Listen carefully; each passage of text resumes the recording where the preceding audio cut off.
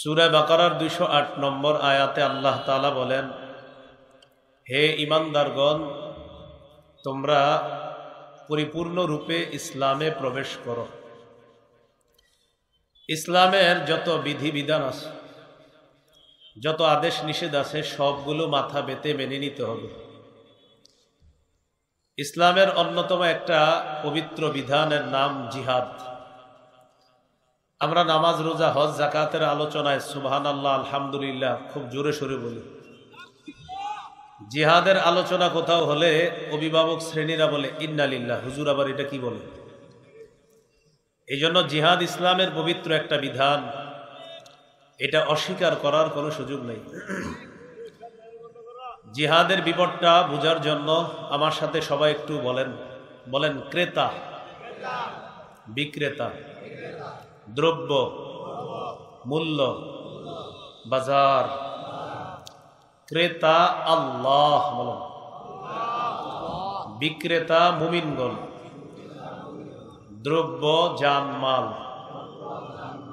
মূল্য জান্নাত, বাজার জিহাদের ময়দান। ক্রেতা আল্লাহ, বিক্রেতা মুমিনগণ, দ্রব্য জানমাল, মূল্য জান্নাত, বাজার জিহাদের ময়দান। সূরা তাওবার 111 নম্বর আয়াতে আল্লাহ বলেন, ইন্নাল্লাহা আশতারা মিনাল মুমিনিনা আনফুসাহুম ওয়া আমওয়ালাহুম। নিশ্চয়ই আল্লাহ ক্রয় করে নিয়েছেন, আল্লাহ হলেন ক্রেতা। মিনাল মুমিনিনা, মুমিনদের থেকে, মুমিনরা হলো বিক্রেতা। আনফুসাহুম ওয়া আমওয়ালাহুম, তাদের জানমাল, জানমাল হলো দ্রব্য। বিআন্না লাহুমুল জান্নাহ, এই জানমাল নামক দ্রব্যের মূল্য আল্লাহ পরিশোধ করবে আল্লাহর দেওয়া জান্নাত দিয়ে। এখন বাজার কোনটা? ইউকাতিলুনা ফি সাবিলিল্লাহ ফায়াকতুলুনা ওয়া ইউকতালুন, তারা আল্লাহর রাস্তায় লড়াই করবে, কাফেরদেরকে হত্যা করবে, তাদেরকে শহীদ করা হবে। এটা হলো জিহাদের ময়দান। আর এই জিহাদের ময়দান হলো বাজার। এই বাজারের দ্রব্য হলো জানমাল, এই দ্রব্যের মূল্য হলো জান্নাত, এই দ্রব্যের বিক্রেতা হলো মুমিনগণ, এই দ্রব্যের ক্রেতা হলেন আল্লাহ। তো জিহাদের নিয়ত আসেনি সবার? না থাকলে মুনাফিকি মৃত্যু হবে। সহিহ মুসলিমের বর্ণনা 1910 নম্বর হাদিস। قال رسول الله صلى الله عليه وسلم من مات ولم يغزو ولم يحدث به نفسه مات على شعبة من النفاق। কোন ব্যক্তি মারা গেল, জিহাদ করলো না অথবা জিহাদের সংকল্প রাখলো না, সে মুনাফিকি মৃত্যুবরণ করলো। আবু দাউদের হাদিস 2504 নম্বর হাদিস, 2504। قال رسول الله صلى الله عليه وسلم جاهدوا المشركين بأموالكم وأنفسكم وألسنتكم। রাসূলুল্লাহ সাল্লাল্লাহু আলাইহি সাল্লাম বলেন, তোমরা মুশরিকদের বিরুদ্ধে লড়াই করো তোমাদের সম্পদ দিয়ে, তোমাদের জান দিয়ে, তোমাদের জবান দিয়ে। আমাদের দেশে 90 ভাগের বেশি মুসলমান। কিছু মুশরিকদের ভাবসাব এমন আমাদের দেশে, যেন তারা আমাদের উপর আধিপত্য বিস্তার করতে চায়, ভাবসাবে এমনটা বোঝায়। কিন্তু মুসলমান ইতিমধ্যে জানান দিয়েছে যে ইসলামের প্রশ্নে, মুসলমান প্রশ্নে অন্য ধরনের যারা আছে, যারা মুশরিক আর যারা আমাদের উপর আধিপত্য বিস্তার করতে চায় আর তাদেরকে সহযোগিতা করে মুসলমান রূপী কিছু মুনাফিক মার্কা শয়তান, তাদের বিরুদ্ধে আমাদের দেশের সবাই এক।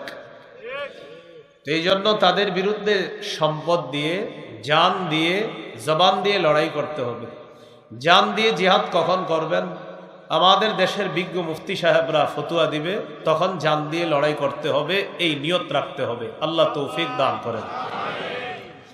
সূরাতুস সফফি 28 নম্বর পারা, 11 নম্বর পৃষ্ঠা। সূরাতুস সফফি 10 থেকে 13 নম্বর আয়াতে আল্লাহ বলেন, ইয়া আইয়ুহাল্লাযীনা আমানু হাল আদুল্লুকুম আলা তিজারাহ তুনজিকুম মিন আযাবিন আলীম তু'মিনুনা বিল্লাহি ওয়া রাসূলিহি ওয়া তুজাহিদুনা ফি সাবিলিল্লাহি বিআমওয়ালিকুম ওয়া আনফুসিকুম যালিকুম খায়রুল লাকুম ইন কুনতুম তা'লামুন। আল্লাহ তাআলা বলেন, আমি কি তোমাদেরকে এমন একটা ব্যবসার কথা বলবো যে ব্যবসা তোমাদেরকে যন্ত্রণাদায়ক আযাব থেকে রক্ষা করবে। সেই ব্যবসা হলো তোমরা আল্লাহকে বিশ্বাস করবা, রসুলকে বিশ্বাস করবা, জানমাল নিয়ে আল্লাহর রাস্তায় লড়াই করবা। এটাই তোমাদের জন্য কল্যাণ যদি তোমরা জানতে। ইয়াগফির লাকুম যুনুবাকুম, এটার উপকার হলো আল্লাহ তোমাদের আগের সবগুলো গুনাহ মাফ করে দিবেন।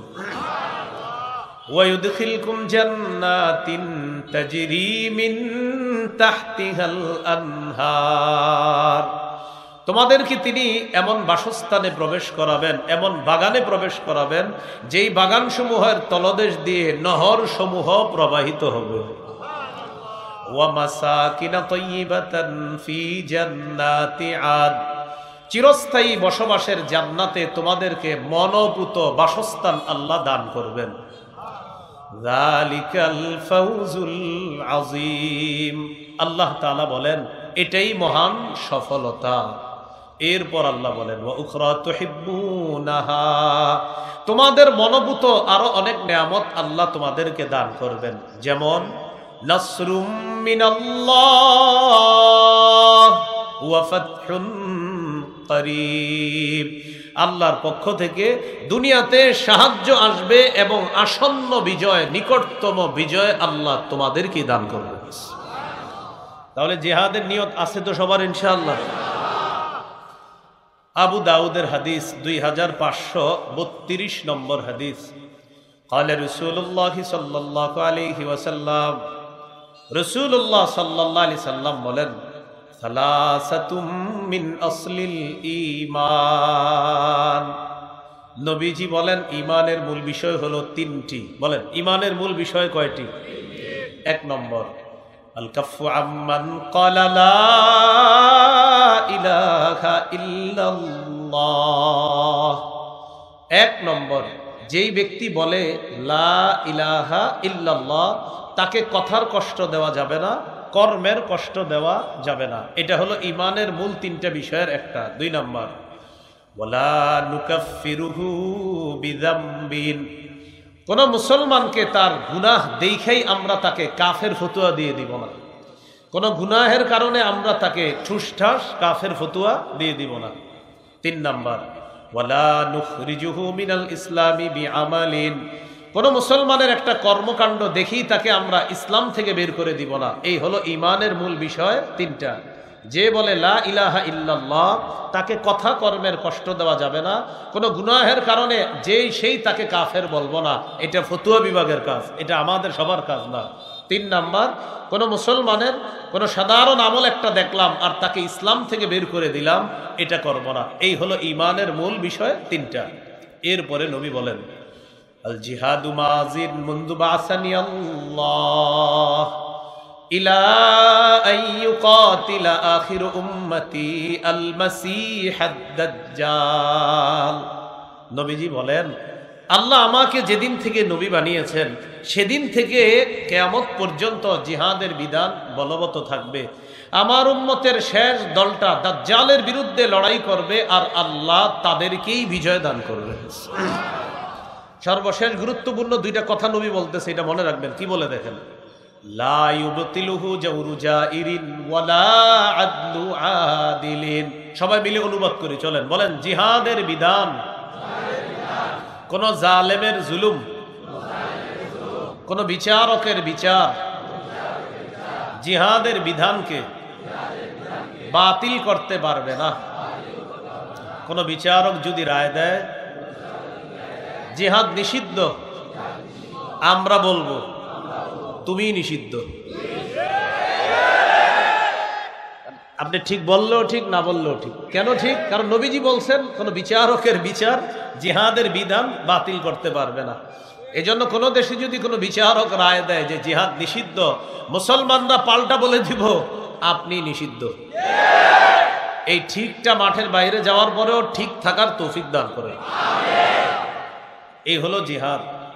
আবু দাউদের হাদিস 2484 নম্বর হাদিস, 2484।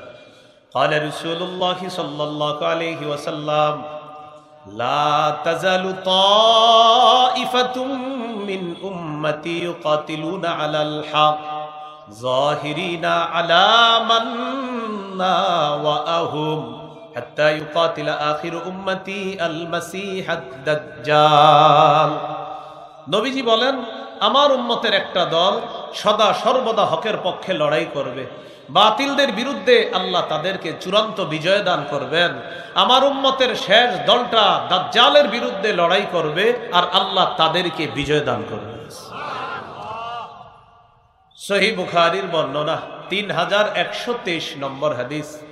عن أبي هريرة رضي الله تعالى عنه قال قال رسول الله صلى الله عليه وسلم تكفل الله لمن جاهد في سبيل الله لا يخرجه إلا الجهاد في سبيله وتصديق كلماته بأن يدخله الجنة أو يرجعه في مسكنه الذي خرج منه ما نال من أجر أو غنيمة। অনুবাদটা মন দিয়ে শুনুন। এক ব্যক্তি জিহাদে বের হয়েছে,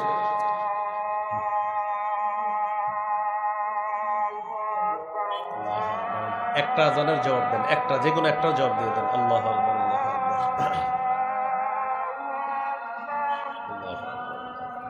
সহিহ বুখারীর 3123 নম্বর হাদিসটি পড়েছিলাম। অনুবাদটা হলো, কোন ব্যক্তি জিহাদের ময়দানে বের হয়েছে, তার নিয়ত শুধুমাত্র আল্লাহর জন্য জিহাদ করা এবং জিহাদের ফজিলতগুলা জেনে তিনি জিহাদের ময়দানে গিয়েছেন।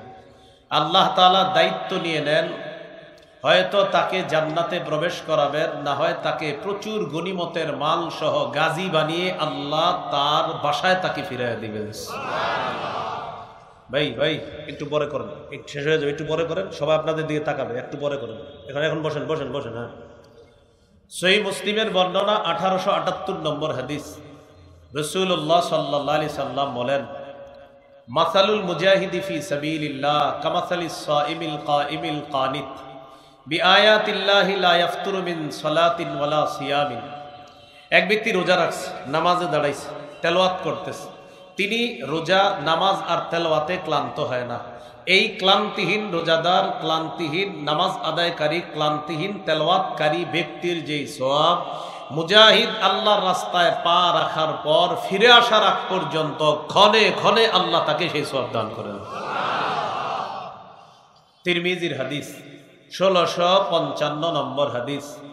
عن أبي هريرة رضي الله تعالى عنه قال قال رسول الله صلى الله عليه وسلم ثلاث حق على الله عونهم। রাসূলুল্লাহ সাল্লাল্লাহু আলাইহি সাল্লাম বলেন, তিন ব্যক্তিকে সাহায্য করা আল্লাহ নিজের উপর ওয়াজিব করে নেন। এর মধ্যে একজন হলো আল মুজাহিদু ফি সাবিলিল্লাহ, যে মুজাহিদ আল্লাহর রাস্তায় জিহাদরত আছে, আল্লাহ তাকে সাহায্য করা নিজের উপর ওয়াজিব করে নেন। তিরমিজির হাদিস 1656 নম্বর হাদিস।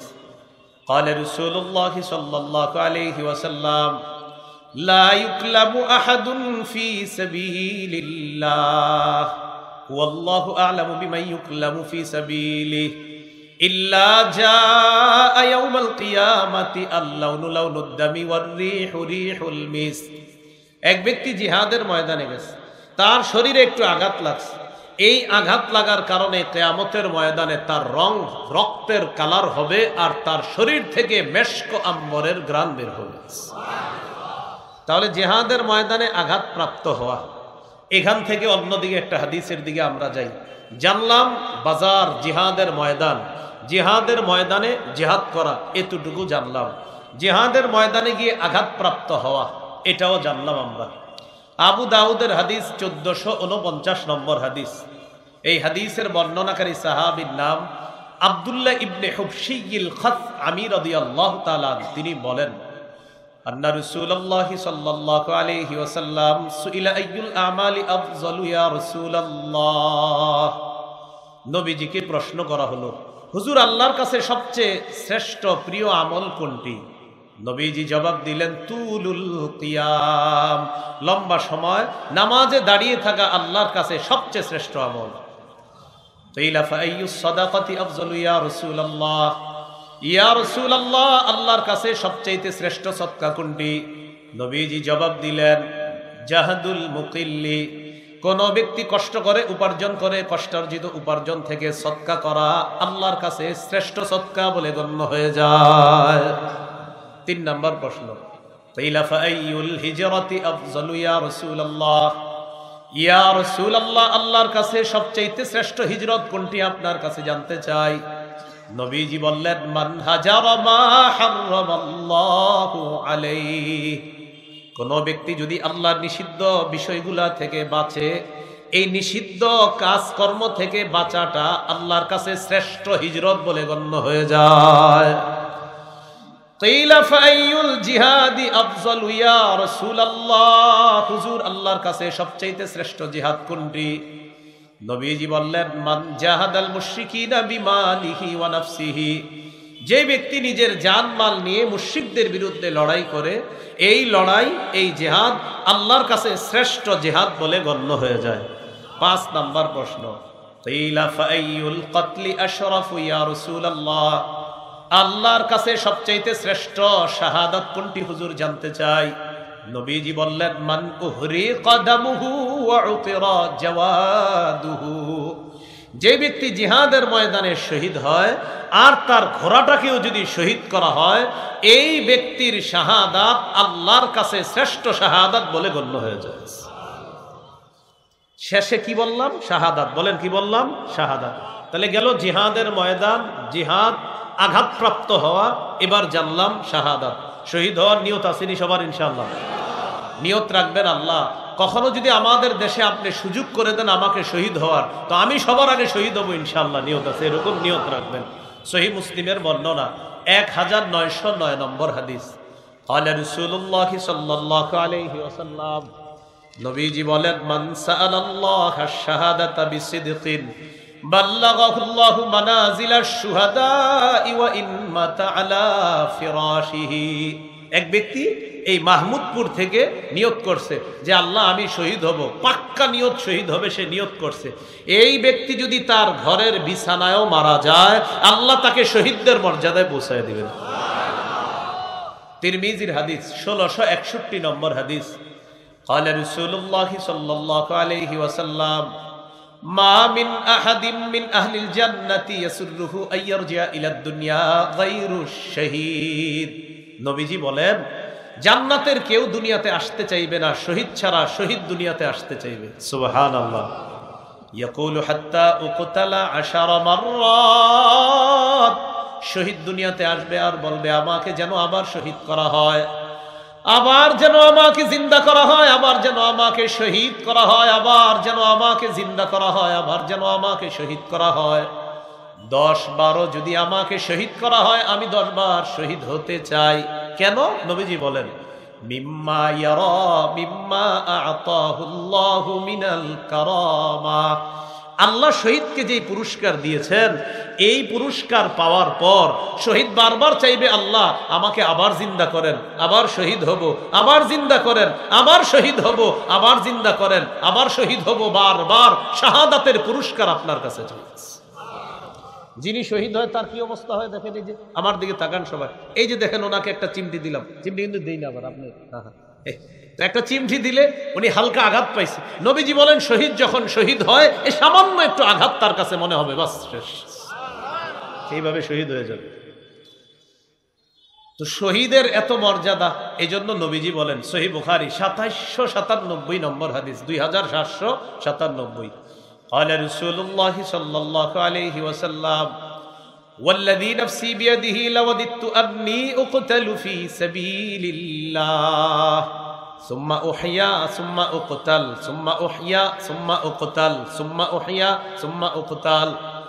নবী বলেন, আল্লাহর কসম আমার মন চায় আমাকে শহীদ করা হোক, আবার আমাকে জিন্দা করা হোক। আবার আমাকে শহীদ করা হোক, আবার আমাকে জিন্দা করা হোক, আবার আমাকে শহীদ করা হোক, আবার আমাকে জিন্দা করা হোক, আবার আমাকে শহীদ করা হোক। হাদিস দ্বারা বোঝা যায় নবী চান যে আমাকে যতবার আল্লাহ শহীদ করবে আমি ততবার জিন্দা হতে চাই, আবার ততবার আল্লাহর রাস্তায় শহীদ হতে চাই। তাহলে শহীদ হওয়ার নিয়ত আছে তো সবার ইনশাআল্লাহ? শহীদ হওয়ার কি এমন পুরস্কার যে আমাদের নবী এতবার শহীদ হইতে চায়?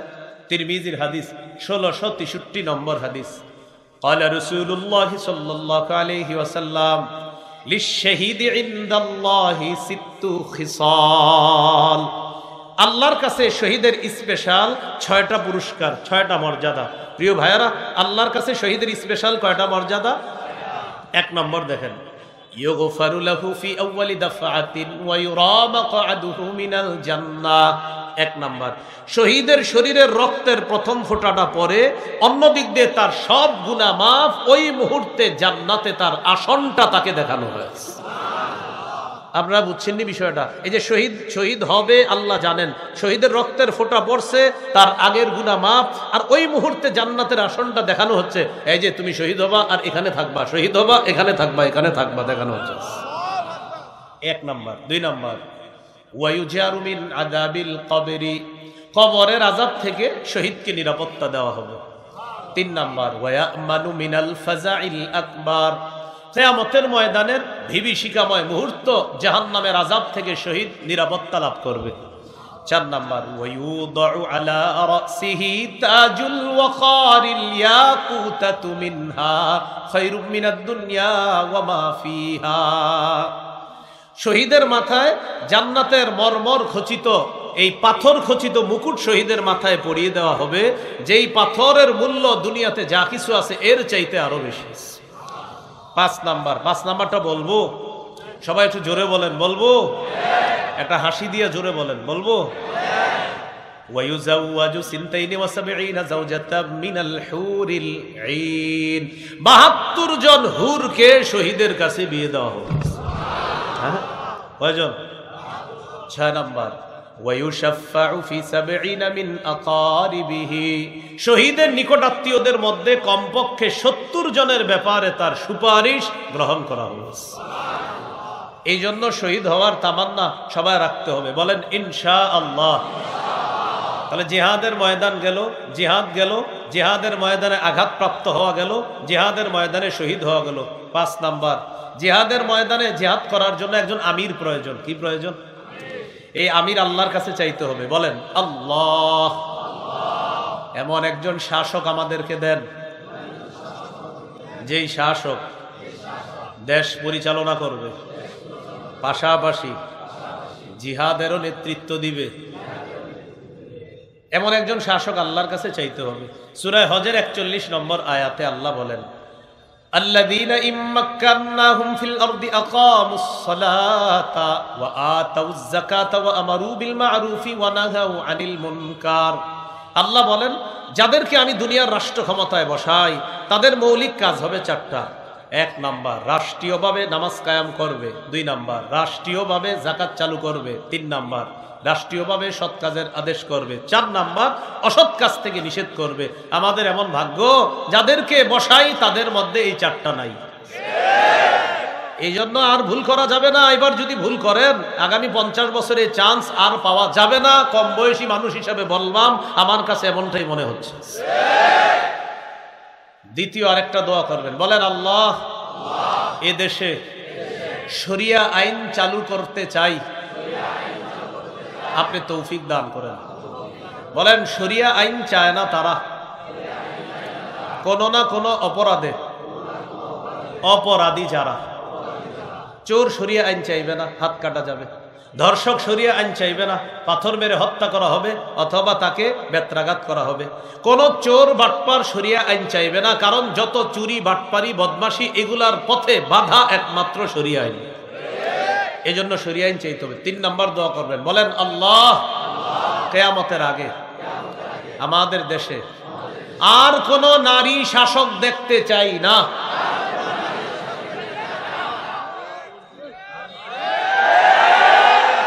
কি দেখতে চাই না? সবাই জোরে বলেন কেন? সবাই বলেন কেন? আরো জোরে বলেন। قال رسول الله صلى الله عليه وسلم لا يفلح قوم ولو امرهم امرأتان। কেন জবাবটা নবী দিচ্ছেন? নবী বলেন এই জাতি কিছুতেই সফল হবে না যেই জাতি তাদের নেতৃত্বে কোন নারীকে বসায়া দেয়।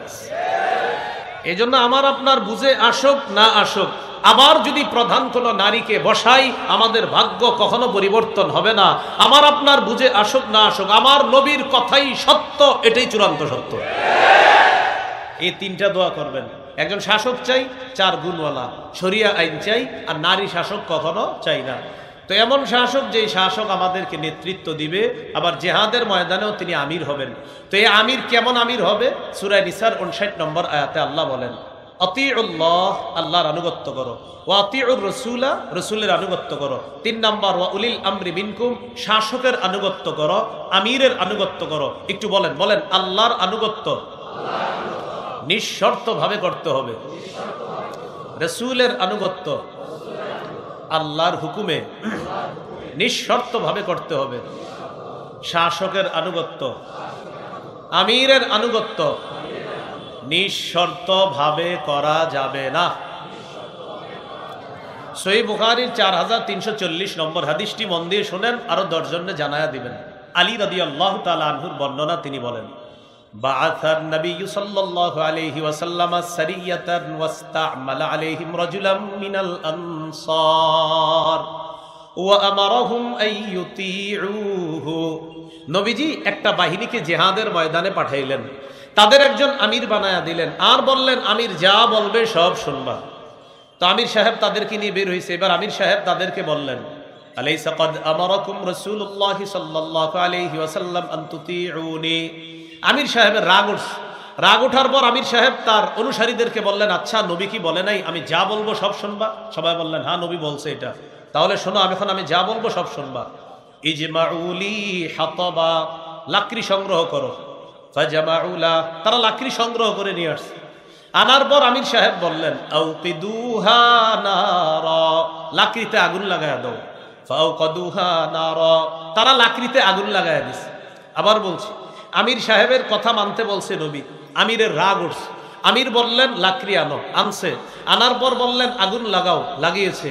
এবার আগুন লাগানোর পর আমির সাহেব বললেন উদখুলুহা, সবাই আগুনে ঝাঁপ দাও। কোথায় ঝাঁপ দাও বলেন? সবাই কোথায় ঝাঁপ দাও বলছে?